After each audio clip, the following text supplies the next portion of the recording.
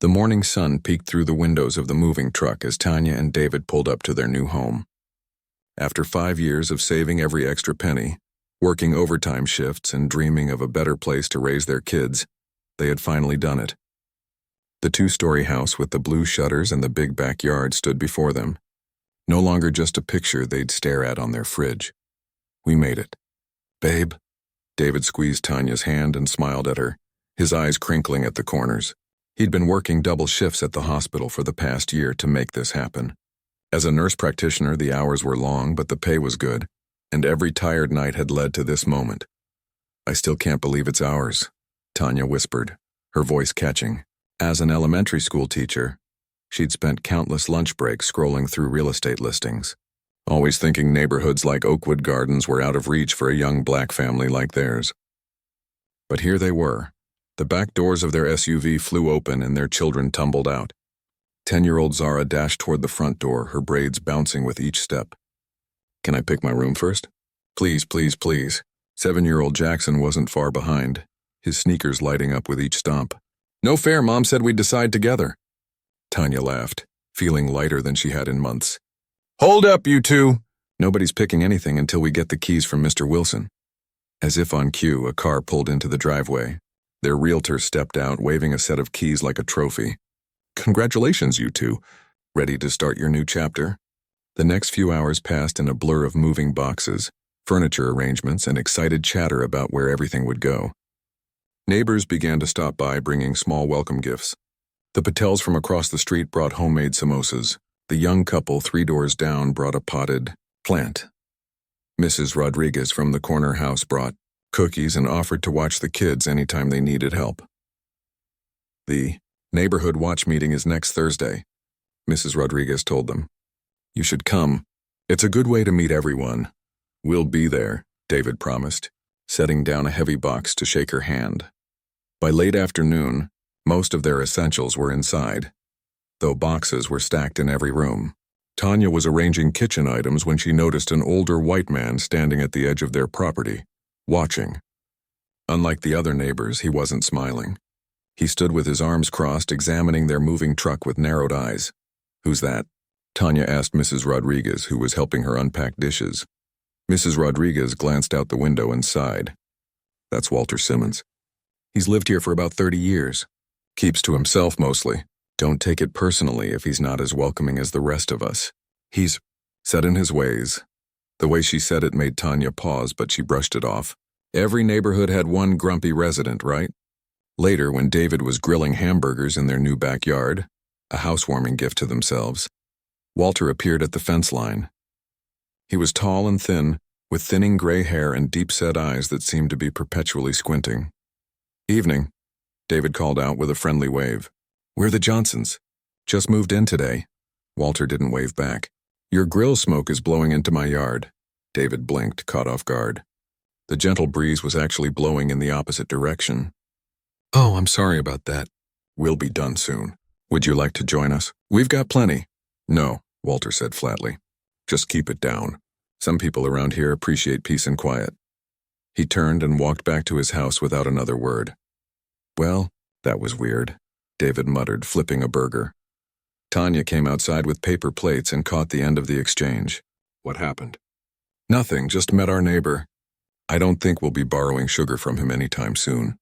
That night, after the kids were tucked into their new rooms, Zara had picked the one with the window seat, while Jackson got the one with the built-in bookshelf. Tanya and David collapsed onto their couch, surrounded by half-unpacked boxes. "Do you think we made the right choice?"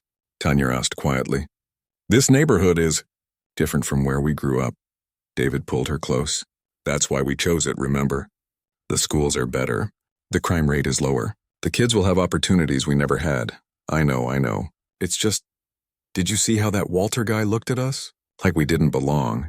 Hey, one grumpy old man doesn't speak for everyone. Did you see how nice everyone else was? Mrs. Rodriguez already invited you to her book club." Tanya nodded, trying to shake off her unease. "You're right. I'm just tired. It's been a long day." "The longest," David agreed, yawning. "But tomorrow's our first full day in our dream home." The next morning, Tanya woke early.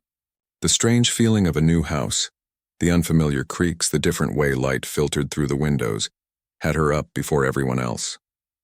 She made coffee and stepped out onto their back porch, taking a deep breath of morning air. The backyard needed work. The previous owners had let the garden beds go wild, and the swing set looked like it needed a fresh coat of paint. But it was theirs. Space for the kids to play without Tanya worrying about stray bullets or drug deals like at their old apartment complex. "Mom, Jackson took my hairbrush." Zara's voice broke the morning quiet, and just like that, their first full day in the new house began. Over the next week, they settled into a routine. David returned to his shifts at the hospital. Tanya arranged to transfer to the elementary school just 2 miles away for the upcoming school year.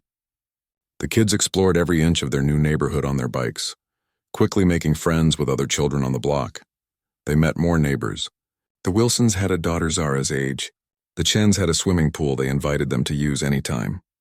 Mr. Okafor, a widower who'd lived in the neighborhood for decades, brought over tomatoes from his garden and told them stories about how the area had changed over the years. But Walter remained cold. Each time they waved, he looked away. When the kid's ball accidentally rolled into his yard, he came out immediately to toss it back, his face pinched with annoyance, though they'd retrieved it within seconds. "Maybe he's just lonely," Tanya suggested one evening, watching Walter meticulously trim his hedges with manual clippers, when everyone else on the block used electric ones. "Should we bring him something? A welcome to the neighborhood gift, but in reverse?" David chuckled. "A welcome from the neighborhood gift? Sure, why not? Kill him with kindness, right?" The next day, Tanya baked a batch of her famous banana bread. She wrapped a loaf while it was still warm and walked over to Walter's house with Zara and Jackson in tow. "Now remember," she told the kids, "best behavior. Sometimes people just need a little friendliness to warm up." Walter took nearly a minute to answer his doorbell. When he finally opened the door, he looked at them like they were selling something he definitely didn't want. "Good afternoon, Mr. Simmons," Tanya said brightly. "We thought you might enjoy some homemade banana bread." "We're still getting to know everyone, and I don't eat sweets," Walter cut her off. His eyes darted from Tanya to the children and back again. "And I don't appreciate solicitors." Tanya's smile faltered. "Oh, we're not soliciting anything. We're your new neighbors. I'm Tanya, this is Zara and Jackson. We moved in next door last week." Walter's expression didn't soften. "I know who you are. I've lived in this neighborhood for 35 years, and it used to be..." He paused, seeming to search for words. "Different." The way he said it made Tanya's stomach tighten. She'd heard that tone before. She'd seen that look.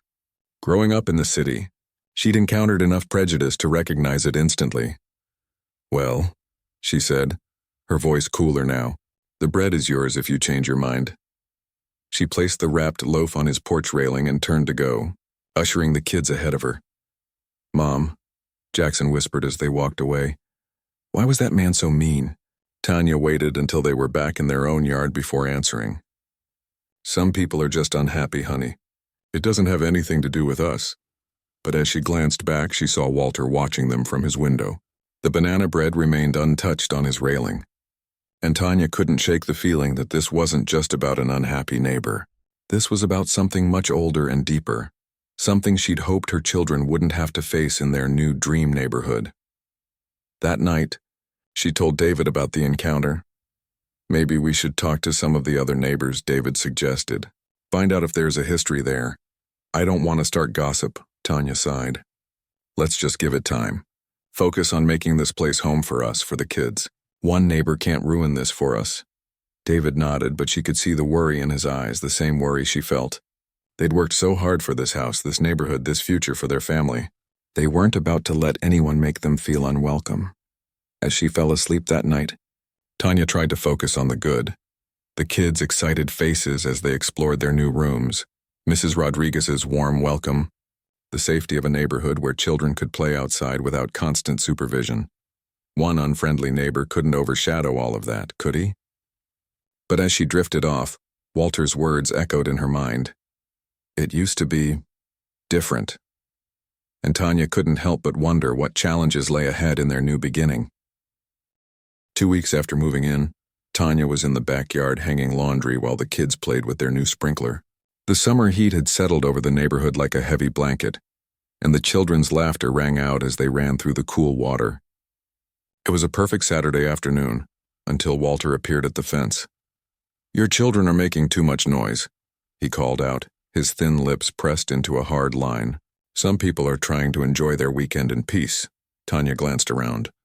Other neighbors had children playing outside, too. The Chen kids were splashing in their pool just 2 houses down, and no one seemed bothered by the normal sounds of summer. "They're just playing." "Mr. Simmons," Tanya replied, keeping her voice friendly but firm. "It's the middle of the afternoon." "There are noise ordinances in this neighborhood," Walter insisted. "This isn't the inner city, you know." The way he emphasized inner city made Tanya's skin prickle. She'd heard comments like this before. Subtle digs that weren't explicitly racist but carried clear implications. "We're well aware of the neighborhood rules," she said, her smile now forced. "The HOA handbook says outdoor play is permitted until 8 p.m. Walter's eyes narrowed. "I've been on the HOA board before. I know what's acceptable around here and what isn't." Before Tanya could respond, Zara ran up, dripping wet and grinning. "Mom, can we have popsicles?" "Sure, honey. Why don't you and Jackson take a little break?" Tanya suggested, grateful for the interruption. As the kids raced inside, she turned back to Walter. "Mr. Simmons, we want to be good neighbors. If there's a specific concern you have, I'm happy to discuss it reasonably." Walter scoffed. "Just keep them quieter. Property values drop when neighborhoods start to change character." With that, he turned and walked back to his house, leaving Tanya standing there, clothespin in hand, trying to process what had just happened. Later that evening, when David returned from his hospital shift, Tanya recounted the interaction. "This is the third comment in 2 weeks," she said as they sat on their back porch watching the sunset. The kids were inside, engrossed in a movie. First it was our moving truck blocking his view. Then it was your grilling smoke. Now it's the kids playing. David rubbed his tired eyes. "What exactly did he say about the neighborhood changing character?" "He didn't have to spell it out, Dave. You know what that means." David sighed, his shoulders slumping slightly. "Yeah, I do. But I was hoping, I don't know, that we'd left that kind of thing behind." "Apparently not," Tanya said, reaching for his hand. "But hey, it's just one neighbor. Everyone else has been great." David nodded, but she could see the disappointment in his eyes. As a doctor, he was used to earning respect automatically. Out of his white coat, though, the world sometimes saw him differently. "I'll talk to him," David decided, man to man. Clear the air, Tanya wasn't so sure. Maybe we should just give him space. He might warm up over time. But the opportunity to talk came sooner than expected. The next morning, David was washing his car in the driveway when Walter emerged from his house to collect his newspaper. "Morning." "Mr. Simmons," David called out, waving casually. Walter paused, then walked over, stopping at the edge of the driveway. "You're getting water on the sidewalk," he said by way of greeting. David glanced down. There was indeed a small puddle where his hose had dripped. "Sorry about that. It'll dry up quick in this heat." Walter didn't smile. "This neighborhood has standards, you know. The last family that lived in your house didn't maintain things properly. That's why they left." David raised an eyebrow, his friendly demeanor cooling slightly. "Really? Our realtor said they relocated for work. That's what they told people," Walter replied with a dismissive wave. "But they never quite fit in." David put down his sponge and turned to face Walter directly. "Mr. Simmons, I get the feeling you have concerns about us living here. Is there something specific you'd like to discuss?" Walter seemed taken aback by the direct approach. He shifted uncomfortably. "I've lived here for 35 years. I've seen this neighborhood at its best, and I've seen what happens when certain elements move in." "Elements?" David repeated, his voice steady despite the anger building inside him. "My wife is a teacher. I'm a nurse practitioner. Our kids are honor roll students. What elements are you referring to exactly?" Walter's face reddened. "I didn't say anything about. I'm just concerned about property values. This is a respectable neighborhood. And we're respectable people," David replied evenly. "My family has every right to be here, Mr. Simmons. We paid for this house same as you paid for yours." "We'll see how long you last," Walter muttered, turning to go. "The last ones like you didn't stay long." David watched him walk away, his hands clenched at his sides. The casual cruelty of the exchange left him speechless. In the hospital, he was Dr. Johnson, respected and valued. Here, to Walter at least, he was just another black man who didn't belong. Inside, Tanya was making breakfast when David came in. One look at his face told her all she needed to know. "That bad, huh?" she asked quietly so the kids wouldn't hear from the dining room. David nodded, his voice low. He basically said the previous family left because they didn't fit in, and then something about the last ones like you.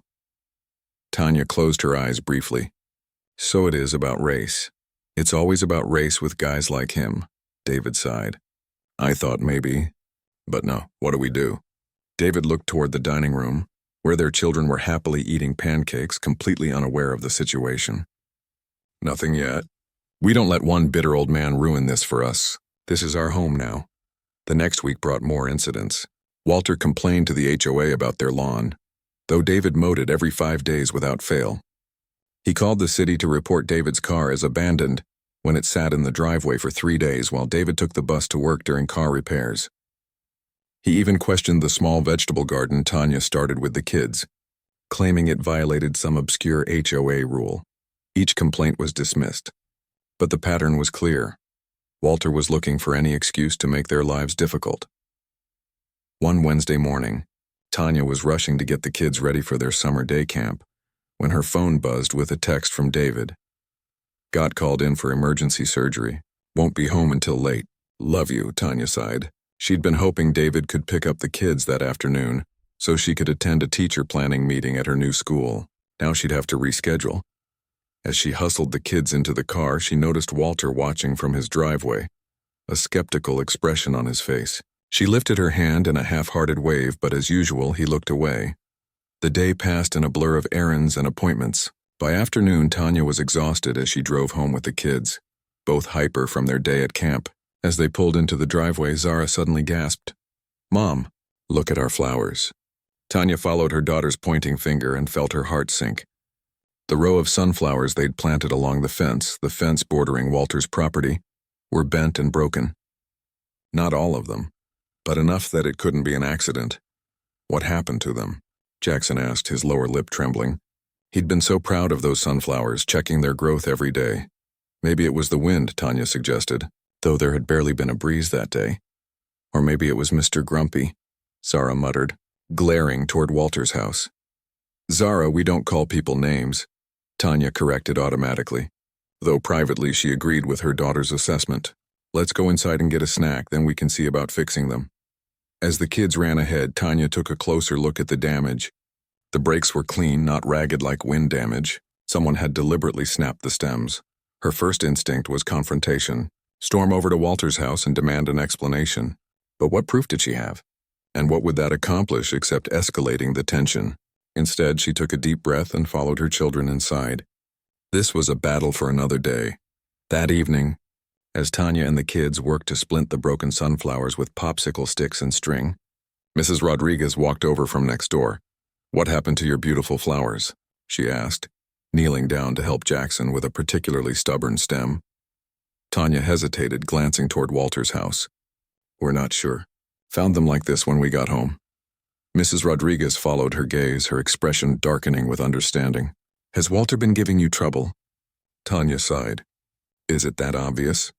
"He does this every time," Mrs. Rodriguez said quietly so the children wouldn't hear. "Every new family that doesn't look like him. The Patels, the Wongs before them. The Martinez family that lived in your house before you. So the previous owners were Latino?" Tanya asked, remembering Walter's comments about the last ones like you. Mrs. Rodriguez nodded. "Lovely family. They didn't leave because they didn't fit in, whatever Walter might say. Luis got a promotion in Austin, but Walter made things uncomfortable for them too. Why doesn't anyone stop him?" Tanya asked, frustration creeping into her voice. "We've tried, believe me, but he's careful. Never does anything obviously wrong. Complaints that seem reasonable on paper, comments that aren't explicitly racist but everyone knows what he means." Mrs. Rodriguez shook her head. "The HOA has given him warnings before, but without clear evidence." Tanya thought of the sunflowers, of the countless small incidents over the past weeks, none of them serious enough on their own, but together, they painted a clear picture of harassment. "Well," she said, helping Zara tie a string around a splinted flower, "we're not going anywhere. This is our home now." Mrs. Rodriguez squeezed her shoulder. "Good. We're glad to have you. Most of us anyway. That night after the kids were in bed, Tanya called David to update him on the day's events. She could hear the fatigue in his voice as she described the sunflowers. "That's crossing a line," he said. "Bothering us is one thing, but messing with the kids' garden? That's just petty." "I know," Tanya agreed. "Mrs. Rodriguez basically confirmed he's done this kind of thing before, to other non-white families." "We should set up cameras," David suggested. "Just in case. You think it'll get worse?" Tanya asked, though she already knew the answer. "I hope not," David replied, "but better safe than sorry." The next few days passed without incident. Walter kept to himself, though Tanya often caught him watching their house from his window. The damaged sunflowers, against all odds, began to recover. Their faces still turned stubbornly toward the sun. But the calm was shattered on Saturday morning when David left for a weekend shift at the hospital. As soon as his car pulled away, Walter emerged from his house and marched directly to their front door. Tanya, who had been reading on the porch, stood up warily. "Good morning, Mr. Simmons." Walter ignored her greeting. "Your husband's car is leaking oil on the street," he announced. "It's against city ordinance to contaminate public property." Tanya blinked in surprise. "I'm sorry? David's car was just serviced last week." "I know what I saw," Walter insisted. "Dark stains on the asphalt. Right where he parks." Tanya stepped off the porch and walked to the street, Walter following a few paces behind. She examined the area where David usually parked their sedan. The pavement was completely clean. "I don't see any stains, Mr. Simmons." "They were here yesterday," he insisted. "Maybe he cleaned them up." Tanya turned to face him directly. "Mr. Simmons, is there something else bothering you? Because this doesn't seem to be about oil stains." Walter's face flushed. "This neighborhood has standards, rules. When people start bending those rules, what rules have we broken?" Tanya interrupted, her patience wearing thin. "Our lawn is mowed. Our house is maintained. Our children play at reasonable hours. What exactly is your complaint?" Walter seemed flustered by her direct challenge. "I've been here 35 years, he said, as if that explained everything. "I know what's best for this community." "We live here too now," Tanya replied evenly. "This is our community as well." Walter's eyes narrowed. "We'll see about that," he muttered, turning to go. "Some people just don't know when they're not wanted." As he walked away, Tanya felt a chill despite the summer heat. There was something ominous in his parting words. A threat, however veiled. Inside, she found the kids watching Saturday morning cartoons, blissfully unaware of the confrontation. Tanya envied their innocence, their ability to simply enjoy their new home without understanding the undercurrents of hostility from next door. She picked up her phone and texted, "David, I think we need those cameras sooner rather than later." His reply came quickly. "Already ordered. Arriving tomorrow."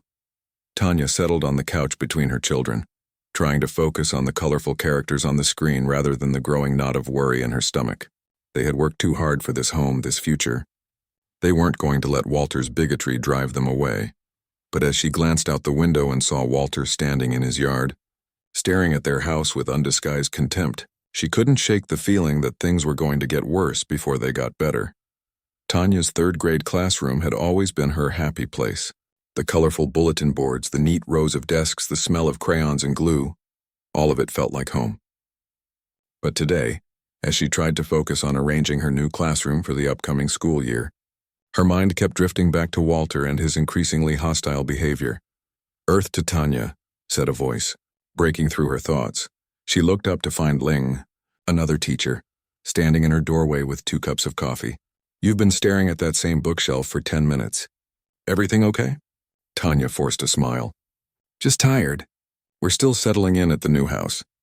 Ling set a coffee on Tanya's desk and perched on the edge of a student table. "How's the neighborhood? Oakwood Gardens, right? I hear it's nice." "It is, mostly." Tanya hesitated, then found herself spilling the whole story. Walter's comments, the sunflowers, the constant complaints. Ling's expression darkened as she listened. "That's awful. Have you reported him? For what? Being subtly racist? Making vague threats? None of it is quite actionable." Tanya sighed, taking a sip of her coffee. "Anyway, David's installing security cameras this weekend. At least we'll have evidence if he does anything else." "Good idea," Ling nodded. "Document everything." "And Tanya, Don't let him make you feel like you don't belong there. That house is yours. That neighborhood is yours too. Tanya smiled gratefully. Thanks. I needed to hear that. When she got home that afternoon, Tanya found David in the backyard with a ladder, installing a small camera under the eaves. The kids were at day camp for another hour and the house was peacefully quiet. How's it going? She called up to him. David secured the camera and climbed down. That's 3 down, 1 to go. Front, back, and this side. Just need to do the side facing Walter's house. Speak of the devil, Tanya murmured, nodding toward their fence. Walter had emerged from his house and was watching them with undisguised suspicion. Afternoon, Mr. Simmons, David called, his tone deliberately casual. Walter frowned at the camera. What's that for? Just a security system, David explained. Standard stuff these days. Walter's eyes narrowed. Is that pointed at my property? No, sir, David assured him. Just monitoring our own yard. Better not be, Walter muttered. Invasion of privacy is illegal. David's jaw tightened, but he kept his voice level. Like I said, it's just covering our property. Walter harumphed and went back inside, but not before casting one last suspicious glance at the camera. Charming as ever, Tanya said once he was out of earshot. David shook his head. I keep thinking he'll get tired of this and move on, but he seems to be getting worse. Mrs. Rodriguez said he's done this before, to other families. And nobody's stopped him? Tanya shrugged helplessly. Apparently he's careful. Never does anything that's obviously over the line. David's phone buzzed with a text. He glanced at it and sighed. Hospital again. They're short-staffed tonight. I need to go in. Tanya tried to hide her disappointment. David had been working extra shifts all month, partly because they needed the money after the big down payment on the house, and partly because the hospital was chronically understaffed. It's fine, she assured him. The kids and I will have a movie night. I'm sorry, David said, giving her a quick kiss. I'll make it up to you this weekend. Family day on Sunday, no interruptions. Promise? Tanya asked, trying to keep her tone light. Cross my heart, David replied, gathering his things. I'll be back by morning. After he left, Tanya picked up the kids from camp. They were both tired and cranky from a day of activities in the summer heat. Can we just have pizza and watch a movie? Zara pleaded as they walked in the door. Please, Jackson added, giving his best puppy dog eyes. Tanya laughed.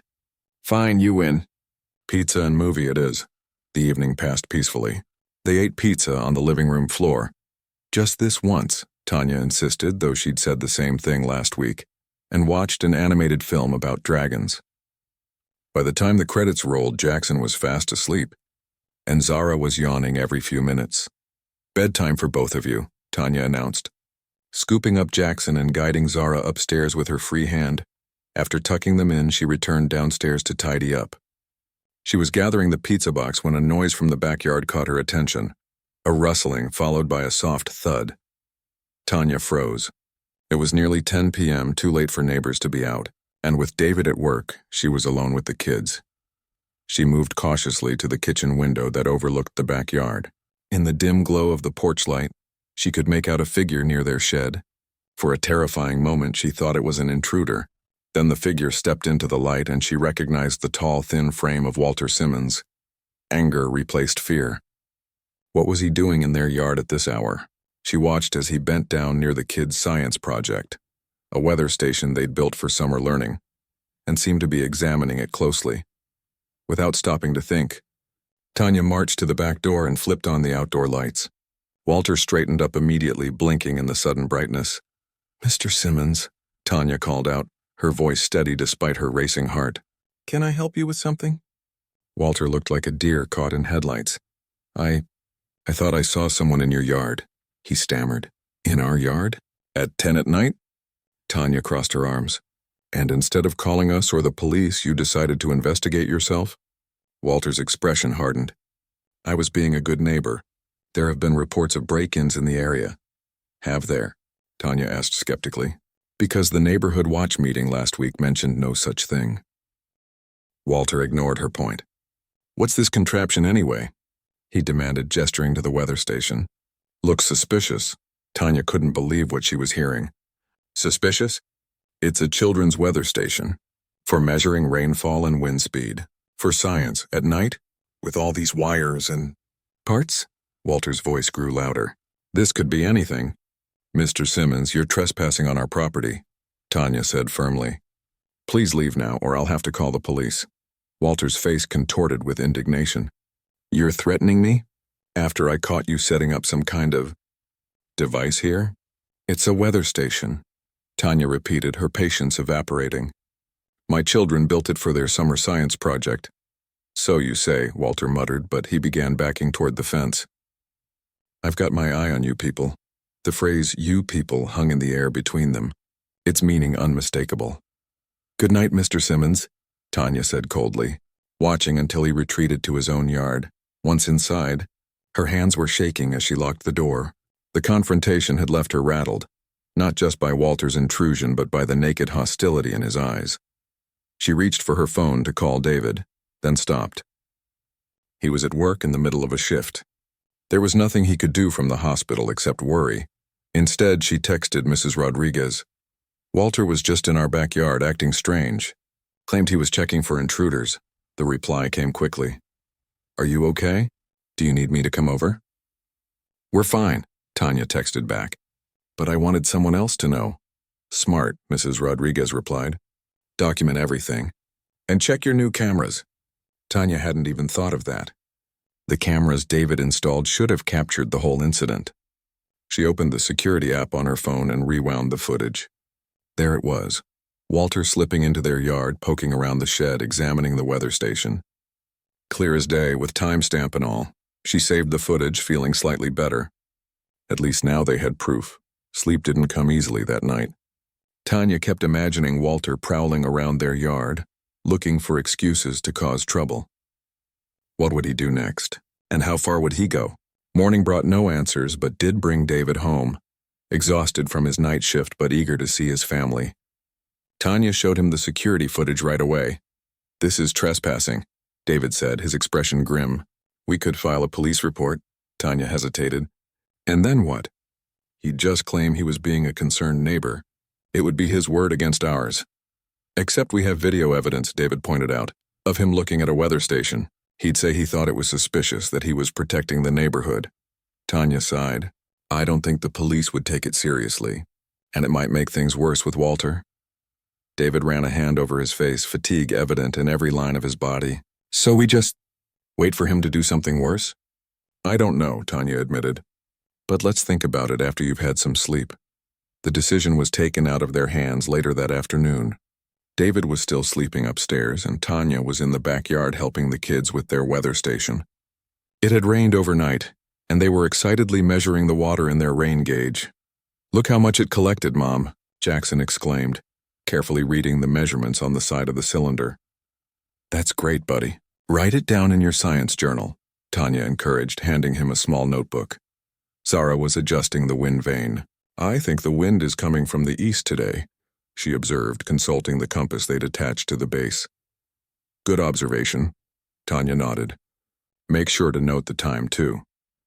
They were so engrossed in their project that they didn't notice Walter until he was standing at the fence, phone in hand. I'm calling the police, he announced loudly. This has gone on long enough.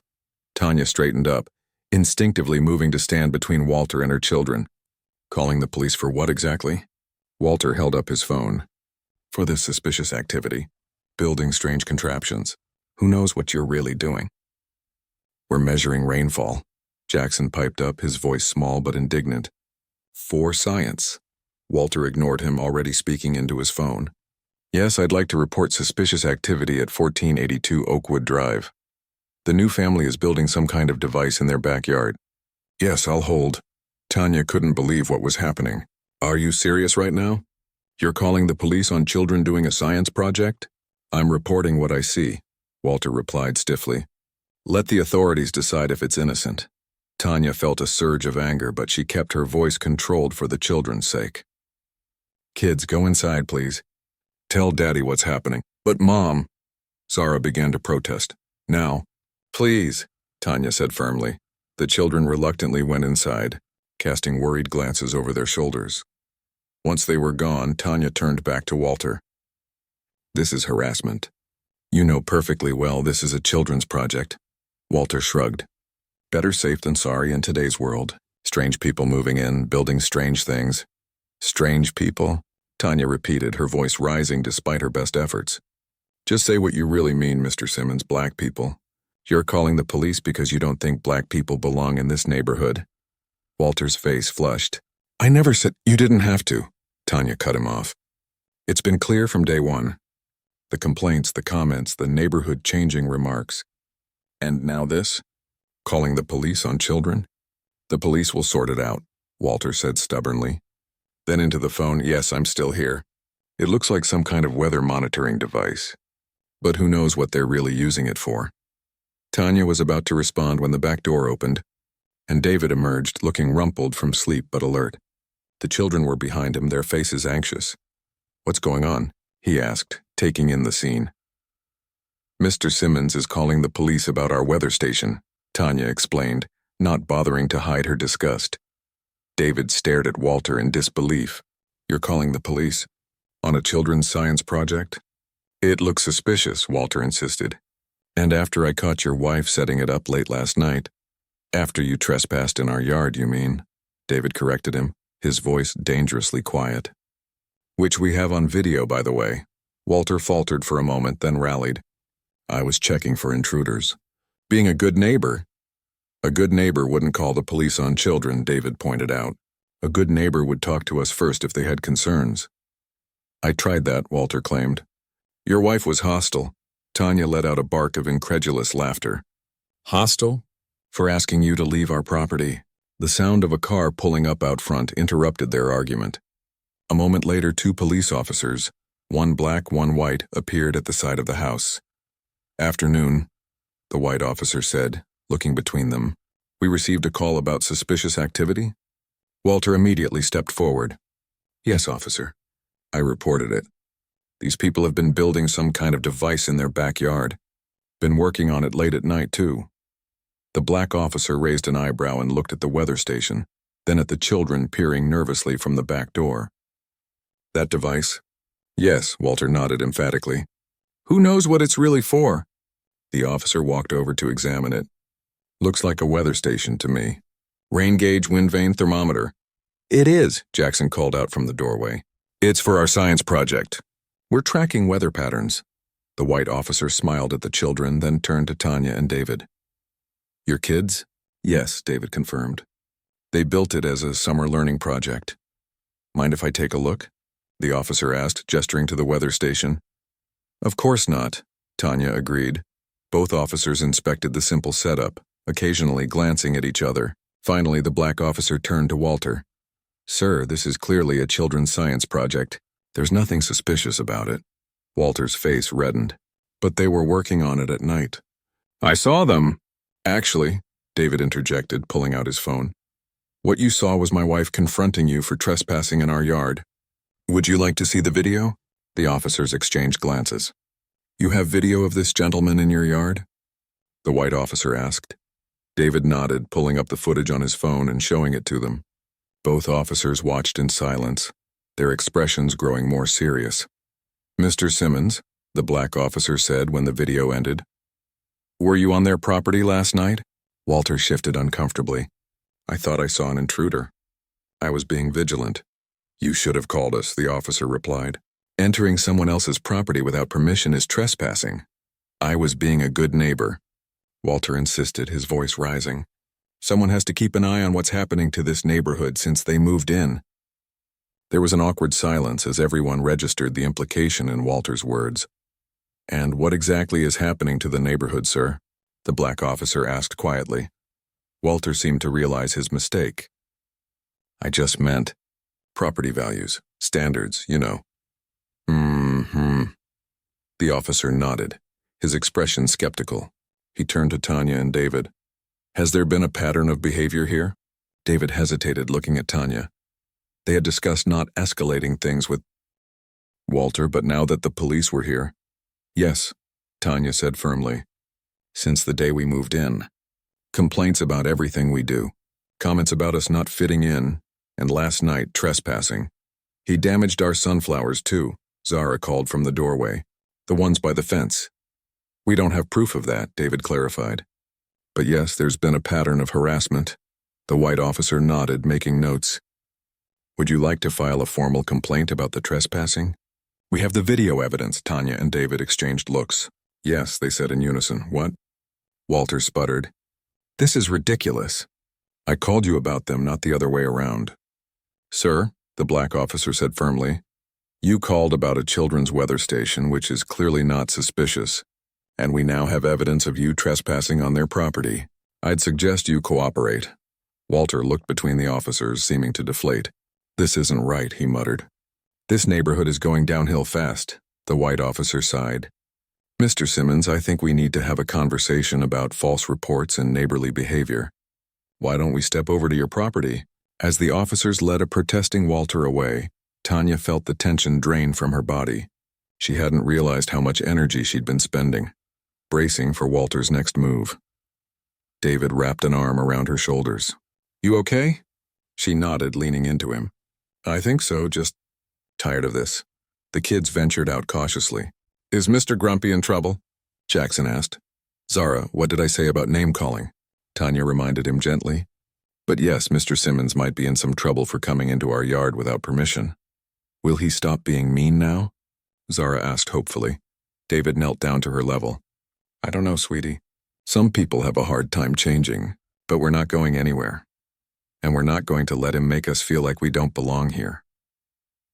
Tanya looked toward Walter's house, where the officers were still talking to him on his porch. She couldn't hear what they were saying, but Walter's body language was defensive, his arms crossed tightly over his chest. Do you think this will make things worse? She asked David quietly. Maybe, he admitted, but we can't just let him harass us. And now the police know what's going on. That's something. Tanya nodded, watching as the officers finally left Walter's porch. One of them came back to their yard. We've given Mr. Simmons a warning about trespassing and making false reports, the black officer explained. Based on your video and his own statements, it's clear he entered your property without permission. We've explained that if it happens again, you would be within your rights to press charges. Thank you, David said, shaking the officer's hand. I'd recommend keeping those cameras running, the officer added, and call us immediately if there are any more incidents. After the police left, Tanya and David gathered the kids on the back porch. The weather station stood in the yard, innocent and ordinary, certainly not worth calling the police over.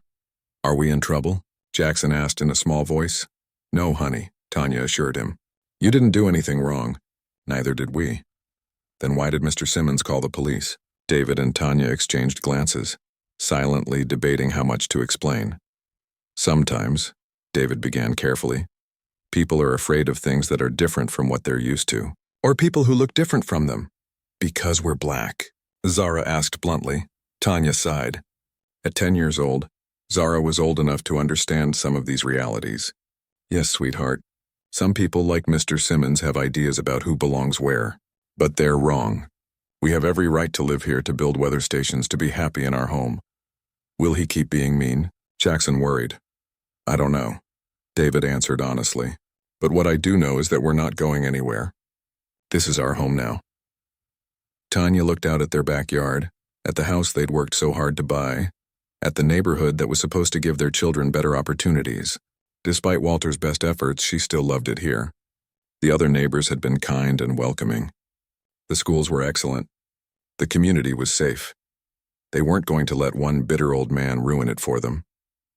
But as she glanced toward Walter's house and saw him watching them from his window, his expression dark with resentment, Tanya couldn't shake the feeling that this confrontation wasn't the end. It was just another chapter in what was becoming an increasingly tense standoff, and she wondered what Walter would do next, now that the police had sided with them. Would he back down, or would he escalate? Only time would tell. But one thing was certain, they would be ready for whatever came next.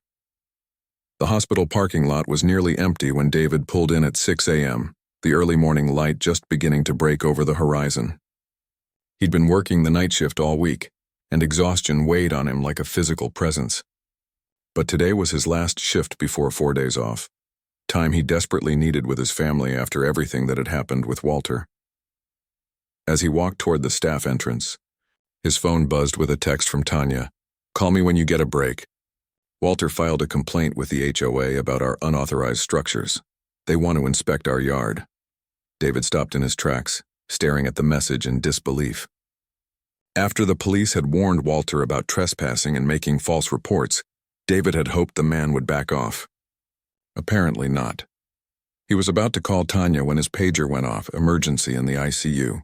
With a frustrated sigh, he pocketed his phone and hurried inside. The call would have to wait. 12 grueling hours later, David finally emerged from the hospital, his mind buzzing with fatigue but also with a growing anger. Throughout his shift between caring for patients and handling emergencies, he'd been thinking about Walter, about the constant harassment, about the impact on Tanya and the kids, about the fact that no matter how successful they were, no matter how hard they worked, people like Walter would always see them as intruders. As he drove home, David found himself taking a detour past the local library. On an impulse, he pulled into the parking lot and went inside. At a computer terminal, he began searching public records, property records, tax assessments, HOA bylaws for their neighborhood. What he found was illuminating. Walter had been on the HOA board years ago, but had been removed after multiple complaints about his selective enforcement of rules. There was even a note about a discrimination complaint that had been settled privately. David printed several pages and continued his search. The previous owners of their house, the Martinez family, had filed a police report about vandalism to their property just before they moved. The case was never solved, but in the report, they mentioned ongoing issues with a neighbor. After an hour of research, David had a stack of papers and a clearer picture of Walter's history in the neighborhood. He also had the beginnings of a plan. When he finally arrived home, Tanya was in the kitchen making dinner, the kids setting the table. The normality of the scene made his heart ache.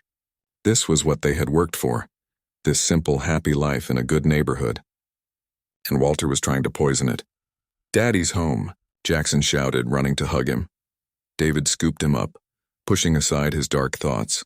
"Hey, buddy, how was your day?" "We built a fort in the living room," Jackson reported proudly. "And we had to take down our weather station."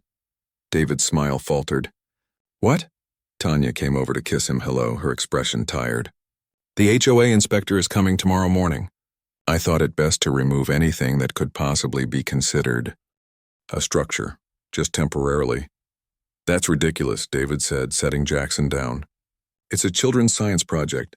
"I know," Tanya sighed, "but I don't want to give them any reason to side with Walter." "Where's the weather station now?" "In the garage," Zara answered, joining them. "Mom says we can put it back up after the inspection." "Absolutely," David assured her, ruffling her hair. "This is just temporary." During dinner, they kept the conversation light for the kids' sake, but after they were in bed, David spread his research across the kitchen table. "What's all this?" Tanya asked, bringing them each a cup of tea. "Walter's history," David replied. "I did some digging at the library. Public records, old newspaper articles, HOA minutes." Tanya sat down, scanning the papers. "Is this legal?" "It's all public information," David assured her. "And look at this. 6 years ago, Walter was removed from the HOA board after multiple complaints about his behavior, including a discrimination complaint from the Chen family. The ones with the pool, they never mentioned that. It was settled privately, probably with a non-disclosure agreement." David pulled out another document. "And the Martinez family, the ones who lived here before us. They filed a police report about vandalism just before they moved. They didn't name Walter specifically, but they mentioned problems with a neighbor." Tanya sipped her tea thoughtfully. "So he's been doing this for years, to multiple families. And getting away with it," David nodded, "but not anymore." "What are you thinking?" David leaned forward, his expression intense. "I'm thinking it's time to fight back. Not with confrontation, that's what he wants, but with evidence, documentation, the legal system." "What exactly do you mean?" "First," David began, "we document everything. Every interaction, every complaint. The security footage, the police report about his trespassing." Tanya nodded. "I've already been keeping notes." "Good. Next, we talk to the other families he's harassed. The Chens, the Patels, even the Martinez family if we can find them. See if they're willing to share their experiences." "Then what?" "Then we file a formal complaint with the HOA, the local Human Rights Commission, and possibly even a civil suit for harassment and discrimination." David's voice was calm but determined. "We make it clear that we're not going anywhere, and that his behavior has consequences." Tanya looked uncertain. That's a lot of conflict, David. Is it worth it? Maybe he'll just get tired and stop. Do you really believe that? David asked gently. After everything so far? Tanya sighed, shaking her head. No, you're right. He's not going to stop on his own. And it's not just about us, David added. Think about the next family that might move in. Or the Patels and the Chens who are already here. If no one stands up to him, he'll just keep doing this. Tanya reached across the table to squeeze his hand. Okay, so where do we start? The HOA inspection tomorrow, David said firmly. We make sure everything is perfect. No violations, no excuses, and we record the entire thing. And after that, we start gathering statements. Mrs. Rodriguez seems to know everything that happens in this neighborhood. She'd be a good place to start. They spent the next hour planning their approach, organizing the documents David had collected, and drafting an email to their HOA representative, explaining their concerns about Walter's pattern of behavior. The next morning, the HOA inspector arrived precisely at 10 a.m. He was a middle-aged man with a clipboard and an apologetic smile. Sorry about this, he said as Tanya and David led him to the backyard. We have to follow up on all formal complaints. We understand, David replied, his voice pleasant but his expression watchful. What exactly is the complaint? The inspector consulted his clipboard.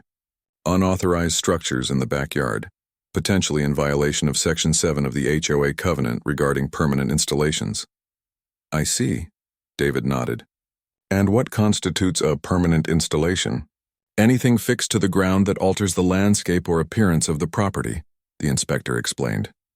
Sheds, playsets, large garden features, that sort of thing. David gestured around their neat, well-maintained yard. As you can see, we have none of those. Just some garden beds that were here when we bought the house and a portable swing set for the kids. The inspector walked the perimeter of the yard, making notes and occasionally taking photos. Everything looks in compliance to me, he said finally, though I do see some disturbed soil there by the fence. Was something installed there? Just a children's weather station, Tanya explained, for a science project. It's not permanent. Just a few garden stakes with instruments attached. The inspector nodded. That wouldn't fall under permanent structures. You're free to put it back up.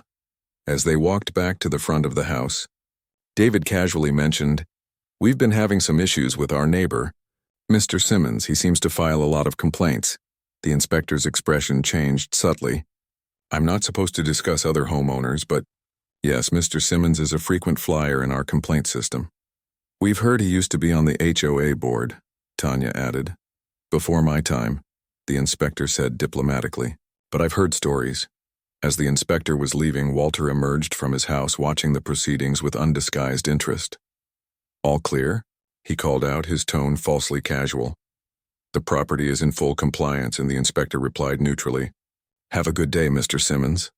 Walter's face darkened as he retreated inside without another word. Round one to us, David murmured as they went back into their house. Over the next few days, David made the most of his time off. He and Tanya visited several of their neighbors, carefully raising the subject of Walter and his behavior. Most were hesitant at first, but when they realized David and Tanya weren't just complaining but gathering information for a formal action, many opened up. Mrs. Rodriguez confirmed that Walter had been targeting minority families for years. The Wongs finally moved because they couldn't take it anymore. He kept reporting their restaurant delivery van to the city, claiming it violated residential parking codes. They needed that van for their business. The Patels shared how Walter had repeatedly complained about the cooking smells from their home. As if curry is offensive but his backyard barbecue isn't, Mrs. Patel said bitterly. Mr. Chen revealed that Walter had once drained part of their pool while they were on vacation, claiming it was breeding mosquitoes. We had security cameras so we could prove it was him. That's when he was removed from the HOA board. David took careful notes during each conversation, asking if they would be willing to provide formal statements if needed. Most agreed, though some were reluctant to get involved directly. Through social media, David even managed to contact Luis Martinez, the previous owner of their house. Luis was initially surprised to hear from them, but quickly warmed to the conversation when David explained the situation. That man made our lives miserable for 2 years, Luis confirmed via video chat. The final straw was when someone slashed the tires on my wife's car. We couldn't prove it was him, but it happened the day after we had an argument about our children playing music in the backyard. Would you be willing to provide a statement about your experiences? David asked. Luis hesitated. We signed an NDA as part of the HOA settlement when we left. I'd have to check what I'm allowed to say. I understand, David nodded. Whatever you can share would be helpful. By the end of the week, they had statements from 5 different families about Walter's pattern of harassment, particularly toward non-white neighbors. They also had their own detailed log of incidents, supported by security footage and the police report about Walter's trespassing. On Saturday morning, while the kids were at their weekend activities, David and Tanya met with a lawyer who specialized in housing discrimination. This is quite a body of evidence. The lawyer, Ms. Patel, no relation to their neighbors, observed as she reviewed their documents. What exactly are you hoping to achieve? We want the harassment to stop, Tanya said simply. We love our home, our neighborhood. We don't want to move, and we want accountability, David added. Walter has been doing this for years, making life miserable for family after family. There needs to be consequences. Ms. Patel nodded thoughtfully. Based on what you've shown me, you have several options. We could file a housing discrimination complaint with the Department of Housing and Urban Development. We could pursue a civil harassment suit, or we could start with a formal complaint to your HOA, requesting specific sanctions against Mr. Simmons. What would you recommend? Tanya asked. A multi-pronged approach, Ms. Patel suggested. Start with the HOA complaint, since that's the fastest route, but also file the HUD complaint, which has more teeth legally. The civil suit we can hold in reserve depending on how things unfold. David and Tanya exchanged looks, both thinking the same thing. This would mean more conflict, more stress, but also potentially a permanent solution. Let's do it, David decided. All of it, Ms. Patel smiled approvingly. I'll draft the complaints this weekend. We can file them first thing Monday morning. As they drove home, Tanya was unusually quiet. Having second thoughts? David asked, glancing over at her. No, Tanya said slowly. Just thinking about how much energy we've had to put into this. Energy that could have gone into just living our lives. Enjoying our new home? David reached over to squeeze her hand. I know it's not fair, but sometimes you have to fight for your peace. I just hope it works, Tanya sighed. It will, David assured her, with more confidence than he felt. And even if it doesn't solve everything, at least Walter will know we're not easy targets. When they arrived home, they found an envelope tucked into their door. Inside was a formal notice from the HOA. Walter had filed another complaint, this time about their excessive water usage for the children's sprinkler. Seriously? Tanya exclaimed, waving the paper. In the middle of summer, we can't let our kids play with a sprinkler. David took the notice, reading it carefully. This is grasping at straws. There's no restriction on water usage in the HOA covenant unless there's a drought emergency, which there isn't. He's just trying to wear us down, Tanya realized. Death by 1,000 paper cuts. Well, it won't work, David said firmly, pulling out his phone. I'm calling Ms. Patel. This is just more evidence for our case. Over the next few days, David and Tanya finalized their complaints with Ms. Patel. The HOA complaint detailed Walter's pattern of discriminatory enforcement and harassment, supported by statements from multiple neighbors. The HUD complaint focused on housing discrimination, arguing that Walter's actions were specifically targeting them based on their race. Monday morning, Ms. Patel filed both complaints electronically. By Monday afternoon, they received a call from the HOA president, requesting an emergency meeting with the board. That was fast, Tanya remarked as David hung up the phone. Too fast, David agreed, looking concerned. I wonder what's going on. They arranged for Mrs. Rodriguez to watch the kids the following evening so they could attend the meeting.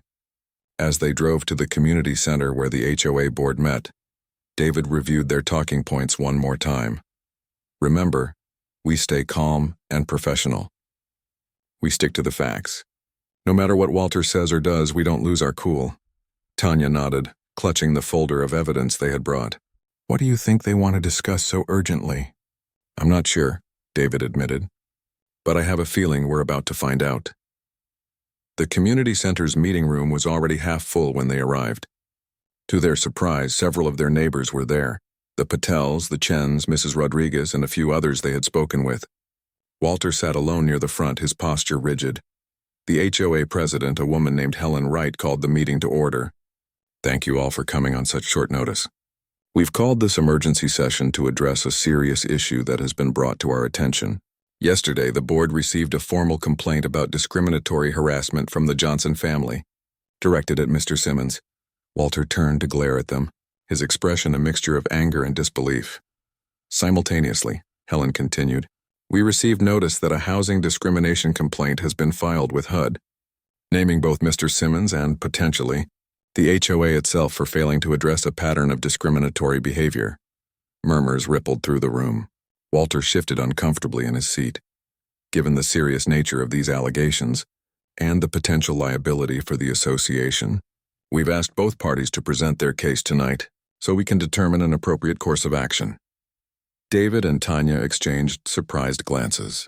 They hadn't expected to present their case so soon or in such a public forum. Mr. and Mrs. Johnson, would you like to speak first? Helen asked. David stood, his manner calm and professional despite his racing heart. Thank you, Madam President. We didn't expect to present our case tonight, but we're prepared to do so. For the next 15 minutes, David outlined their experiences with Walter, the constant complaints, the trespassing incident, the police report, the damaged sunflowers. He presented statements from other neighbors about similar experiences, emphasizing the pattern of behavior, specifically targeting non-white families. This isn't about a personal dispute between neighbors, David concluded. This is about a systematic effort to make certain families feel unwelcome in this community based on their race. We're not asking for special treatment. We're asking for equal treatment, the right to enjoy our home and our neighborhood without constant harassment. When David finished, there was a moment of silence in the room. Then Helen turned to Walter. Mr. Simmons, would you like to respond to these allegations? Walter stood slowly, his face flushed. This is ridiculous. I've been in this neighborhood for 35 years. I care about maintaining standards, property values. If I've filed complaints, it's because there were legitimate violations. Can you address the specific incidents the Johnsons have described? Helen pressed. Particularly the trespassing, which was documented on video and reported to the police? Walter shifted uncomfortably. I thought I saw suspicious activity. I was concerned for neighborhood safety. And the multiple complaints about the children's weather station? The sprinkler usage? The lawn maintenance despite their lawn being perfectly kept? Walter faltered. I have high standards for this community. Mr. Simmons, Helen said carefully, we've received statements from 5 different families describing similar patterns of complaints and harassment from you over the years. All 5 families are minorities. Do you have any response to the suggestion that your actions are racially motivated? Walter's face darkened. This is a witch hunt. I've been a loyal member of this community for decades, and this is how I'm treated. Because I care about standards? Standards that you seem to enforce selectively, Helen pointed out. According to our records, you've never filed a complaint against any white homeowner in this neighborhood. Not once in 35 years. A murmur went through the room. Walter looked around, seemingly surprised to find little sympathy in the faces watching him. That's coincidence, he stammered. It has nothing to do with race. Mrs. Rodriguez stood up from her seat. May I speak? When Helen nodded, she continued. I've lived next door to Walter for 20 years. I've watched him target family after family, the Wongs, the Chens, the Martinez family, and now the Johnsons, always with the same pattern, constant complaints, intimidation, making them feel unwelcome. It needs to stop. Other neighbors began to speak up, sharing their own observations of Walter's behavior over the years. The Patels described how Walter had complained about their holiday decorations while saying nothing about similar displays at other homes. Mr. Chen recounted the pool draining incident in detail. Walter sat down heavily, looking stunned as neighbor after neighbor spoke against him. He seemed genuinely shocked that his actions had been so transparent to everyone around him. Finally, Helen called the room to order. Thank you all for your input. The board will need to discuss this matter privately before making any decisions. However, I want to be clear about something. She looked directly at Walter. This association does not condone discrimination or harassment in any form. If these allegations are found to be substantiated, and based on what we've heard tonight, there will be serious consequences. Walter slumped in his chair, his earlier bluster completely deflated. As the meeting adjourned, neighbors came up to David and Tanya, offering words of support and thanks for finally addressing a problem many had observed, but few had confronted directly. That took courage, Mrs. Rodriguez told them, squeezing Tanya's hand. Standing up like that. We just want to live in peace, Tanya replied simply. The week after the explosive HOA meeting, Tanya and David tried to maintain a sense of normalcy for their children. They still weren't sure what the board would decide. But the overwhelming show of support from their neighbors had given them hope that real change might come from their stand against Walter. Walter himself had gone suspiciously quiet. His curtains remained drawn, his car rarely left the driveway, and for the first time since they moved in, there were no complaints about the children playing outside or David grilling in the backyard. Do you think he's finally backing down? Tanya asked as they sat on their back porch Sunday evening, watching the kids chase fireflies in the yard. David sipped his iced tea thoughtfully. Maybe, or maybe he's just regrouping. You don't think we've won? I think we've shown him we're not easy targets, David replied. That's different from winning. Tanya sighed, her gaze drifting to Walter's house. The lights were on, but there was no sign of movement. I just want this to be over, for the kids to be able to play without us constantly looking over our shoulders, for us to be able to live in our home in peace. I know, David reached for her hand. We'll get there, one way or another. The HOA's decision came 3 days later, delivered in a formal letter. Tanya called David at work as soon as it arrived. They're fining him, she reported, her voice tight with excitement. $5,000 for persistent violations of the Community Harmony Clause and documented harassment of fellow homeowners. 5,000? David repeated, surprised. That's substantial, and that's not all, Tanya continued. He's on probation with the HOA for 2 years. Any further complaints against him that are verified will result in additional fines. And they've removed his right to file complaints himself during that period. Any issues he has have to go through a third-party HOA member for validation. Wow, David said softly. That's actually more than I expected. There's more, Tanya added. The HOA is also issuing a formal apology to us and the other families Walter targeted, and they're implementing new anti-discrimination guidelines for the whole neighborhood. That's fantastic, David replied, a weight lifting from his shoulders. And the HUD complaint? Still pending, but our lawyer thinks this response from the HOA will help our case. That evening, they shared the news with their children in simple terms, explaining that Mr. Simmons had been told by the neighborhood group that his behavior was wrong, and that he needed to be a better neighbor. So he can't be mean anymore? Jackson asked hopefully. Well, he's been told not to be, David clarified. Whether he listens is up to him. But there will be consequences if he doesn't. Good, Zara declared firmly, because this is our home too. The next morning, as Tanya was watering the newly replanted sunflowers along the fence, she noticed Walter in his yard for the first time in days. He was collecting his mail, his movements stiff and his expression sour. Their eyes met briefly across the fence. Walter opened his mouth as if to say something, then seemed to think better of it. He gave a curt nod, not friendly but not hostile either, before retreating into his house. It wasn't an apology. It wasn't even particularly civil. But it was acknowledgement, and for now that was enough. Over the next few weeks, a tentative peace settled over their corner of the neighborhood. Walter kept to himself, no longer watching their every move or filing complaints about imaginary violations. The kids' weather station returned to its place in the yard, and no one called the police about it. David grilled on weekends without anyone commenting on the smoke. Life began to feel normal, or at least what normal should have been all along. Then, one Saturday morning in late August, a for sale sign appeared in Walter's front yard. Is he really leaving? Tanya asked Mrs. Rodriguez, who had come over to share the news.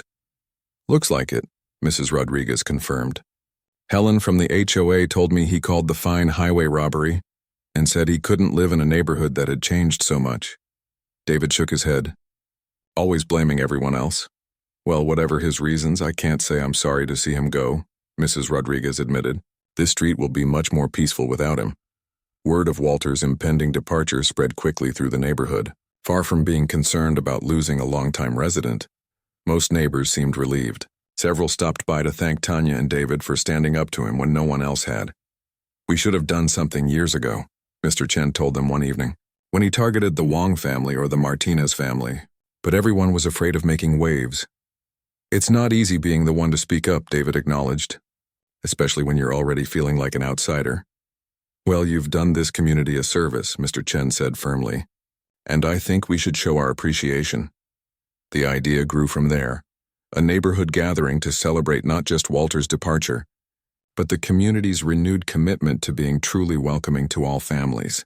The Patels offered to host in their large backyard. Mrs. Rodriguez organized a potluck sign-up. Mr. Chen's teenage sons created flyers and distributed them to every house on the street. 2 weeks later, on a perfect late summer evening, nearly every family in the neighborhood gathered in the Patel's backyard. Children played on the sprawling lawn. Adults chatted around tables laden with dishes from a dozen different culinary traditions. Music played softly in the background, a playlist as diverse as the gathering itself. I can't believe how many people came, Tanya marveled, watching as Jackson and Zara played tag with the other neighborhood kids. I didn't even know we had this many neighbors. People want to be part of a community, David observed. A real community, where everyone belongs. As the evening progressed, Helen from the HOA asked for everyone's attention. Standing on the Patel's deck, she raised her glass in a toast. To new beginnings, she began. And to long overdue changes. For too long, this neighborhood has allowed intolerance to go unchallenged. Thanks to the courage of the Johnson family and the support of so many of you, we're finally addressing that failure. Murmurs of agreement rippled through the crowd. Today, Helen continued, I'm proud to announce that the HOA board has unanimously approved new community guidelines that explicitly prohibit discrimination and harassment of any kind. We've also established a diversity committee to ensure that all residents' voices are heard and respected. Applause broke out, particularly enthusiastic from the corner where the Chen and Patel families stood. And finally, Helen concluded, I'd like to officially welcome our newest neighbors, the Johnson family. Though they've been here for a few months now, I think we can all agree that today marks a new chapter for them and for all of us. The applause grew louder as neighbors raised their glasses toward Tanya and David, who stood with their children at the edge of the deck, somewhat overwhelmed by the attention but deeply moved. Later, as the party wound down and families began to head home, Mrs. Rodriguez pulled Tanya aside. I never told you this, she said quietly, but I almost moved after the Martinez family left. I couldn't stand watching Walter drive away another good family. But I'm glad I stayed, and I'm so glad you fought back when he tried the same tactics with you. Tanya hugged the older woman impulsively.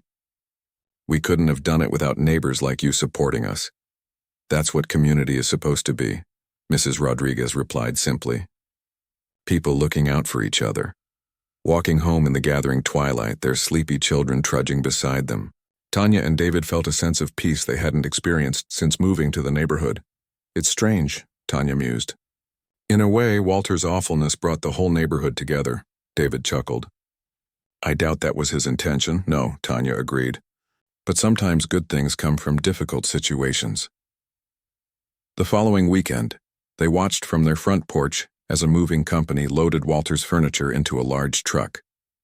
Walter himself supervised, occasionally casting glances at their house but never approaching or speaking to them. As the truck pulled away and Walter climbed into his car to follow it, David felt a pang of something unexpected, not quite sympathy, but recognition of the fundamental sadness of Walter's life. How empty it must be to hold so much anger and fear, to see threats in friendly faces, to spend decades pushing people away instead of welcoming them. Do you think he'll be happier wherever he's going? Tanya asked, seeming to follow his thoughts. David shook his head. I doubt it. He'll take his prejudices with him, find new neighbors to harass. People like Walter rarely change. That's sad, Zara commented from the porch swing where she'd been quietly reading. Being angry all the time must be exhausting. Very wise, sweetheart, David agreed, impressed by his daughter's insight. Well, I'm glad he's gone, Jackson declared, less philosophically. Now we can play without him being mean. The children soon returned to their activities, already adjusting to their new reality faster than the adults. Tanya and David remained on the porch a while longer, watching as Walter's car disappeared around the corner. So, David said finally, what now? Tanya smiled, looking around at their home. Really their home now in a way it hadn't been before. Now we live. We plant our garden. We make friends. We become part of this community. That sounds perfect, David agreed, pulling her close. 2 weeks later, a new family moved into Walter's house, a young couple with twin toddlers. Tanya and David were the first to welcome them, bringing over a home-cooked meal and a potted plant for their new home. The Patels followed with samosas. Mrs. Rodriguez brought cookies and offered babysitting services.